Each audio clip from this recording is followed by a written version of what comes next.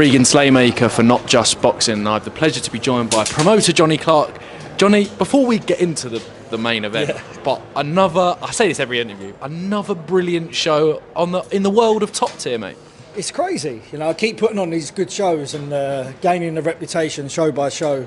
Hopefully soon, financially, I can be a little bit happier. You know, I want to be backed, I want to be signed, you know, and make the shows a bit more enjoyable, you know, because, listen, the show's another loss. It's hard when you put on shows like that for it to make money, but top tier by name, top tier by nature, everything has to be elite. And I really enjoyed myself, so that takes away from the loss. But I do need help soon. Do you know what I mean? Like, I can't keep putting it in like that and not getting that. Just breaking even will be nice, if I'm being honest, you know? Definitely as well, and I mean, we'll jump straight into the main event. Constantin Ursu was in control, in my opinion, against Eithan James, whilst James making it competitive. And then I think one of the scariest KOs I've seen at the York Hall. I mean, glad Eithan James is up, but what a win that is by Constantin Ursu. First things first, Eithan James, he's such a nice boy, and then unfortunately someone has to lose, and obviously I'm so much invested into Ursu that you celebrate, and then all of a sudden that feeling sinks in and you're gutted, you know, like you come up at the end, like give me a cuddle, probably full of his sweat and blood, but he's a top lad, and he said, like, we'll come down for sparring, we'll keep the link there, and like we'll create like a bond and keep it, you know. But as for Ursu, I've told everyone that I lose money on these shows. I would not do these shows if I didn't believe at the end of it I'm going to be signed and I'm going to be the best small hall promoter in the country. You know what I mean? But if I didn't believe in Ursu, I wouldn't put a penny into him either. I'd just let him go and fight people on other shows and whatnot. But to have him on a show is a pleasure. To manage him is even better pleasure, you know. So at the end of the day, I think a lot of people now are going to know Ursu's name after that performance. But that can be a bad thing as well, because the only people that really know his name at the moment is people that have sparred him. And sparring, everyone will tell you and whatnot. But what happens in sparring is kind of what does happen in his fights. So when you match him, it takes then probably 45 minutes to get the phone call back to say, oh no, we've checked him out on Box Trip, but when we spoke to so-and-so, blah, blah, blah. So the only thing we could do is win final eliminators. We won the final eliminator for the British and the Commonwealth.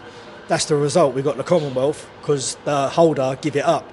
Now we want the British, and he give up the Commonwealth, so I don't know if we'll get it.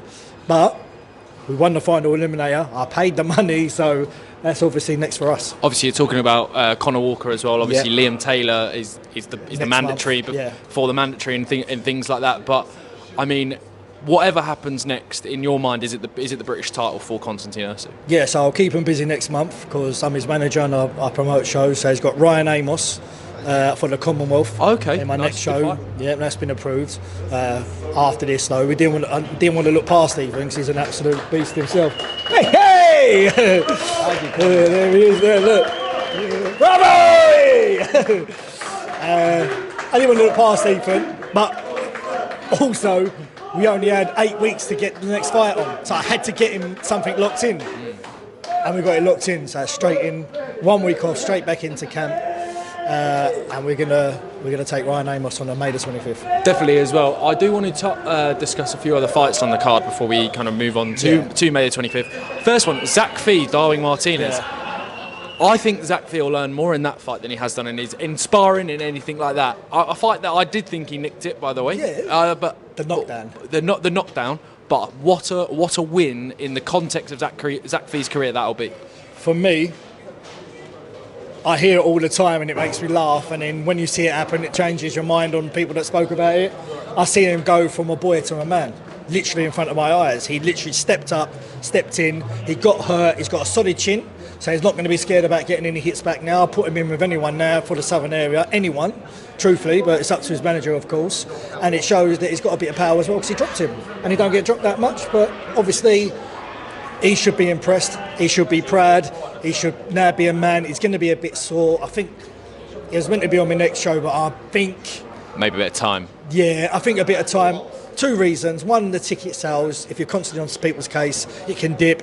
and I would like to see him have a little rest and then come back maybe after. Definitely as well, and then like we said, really good show top to bottom. Kevin Agarko, Laura Payne, Kevin Revell gets a really good win against Grant Dennis. Daniel Crotter gets a stoppage win. Parashiv also gets a good win, and then who have I forgot? Johnny Clark. Laura Payne, did you say Laura Payne? Yeah, I said Laura Payne. I think I've done the whole card. I mean, a really good night of boxing from top to bottom. From top to bottom, I thought it started really well. You know, 2 good lads on early, and it's a shame that someone has to go early. Stevie Levy. There we go. And then she obviously opened the card on Mother's Day on the Zone, so that was a nice gesture. It'd be nice to be a main event on Mother's Day, wouldn't it? But it was a good little battle with their mates, but they put it on the line and had another fight. You know what I mean? But I thought, I really enjoyed my card. Do you know what I mean? Like, I sat there and I really enjoyed it, and I thought, people watching the Zone, I bet they enjoyed it, and then I hope the Zone enjoyed it. You know, that's the thing. Like, I am trying to impress the broadcasters to back me and sign me. I don't want to take loads of money either. Do you know what I mean? I just want to stop losing money on shows. That's the truth.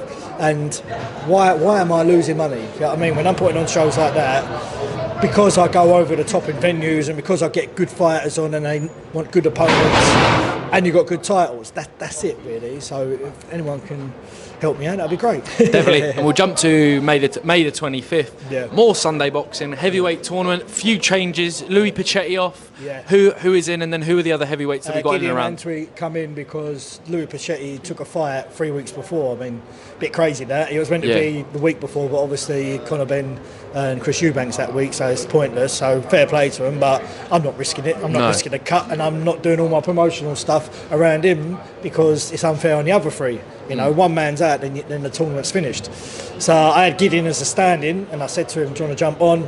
Here's the purse, or here's the prize, here's what we've got to put in, and yeah, they accepted.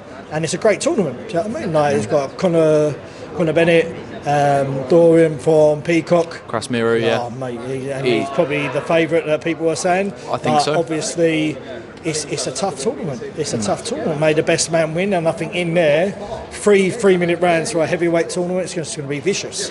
Yeah, I should have probably called it vicious, if I'm being honest, but called it relentless. You know what I mean? I mean, it will be relentless as well. And then sprinkled in between, we've got Thomas Galbraith makes his long anticipated ring return, but also someone who a personal family member has helped get on the card as well. A certain Norfolk Nightmare, Tommy Fletcher, makes his return. Brother. He just didn't shut up. So I was like, all right, I'll do it, but who's harder, you or Regan? And you're Regan, so I said, all right. No, listen, what I like about the shows is when you get a celebrity boxer in my eyes, do you know what I mean? Like someone that's well known, comes to your shows and supports them, and then all of a sudden they pop up on a poster. I think that's brilliant.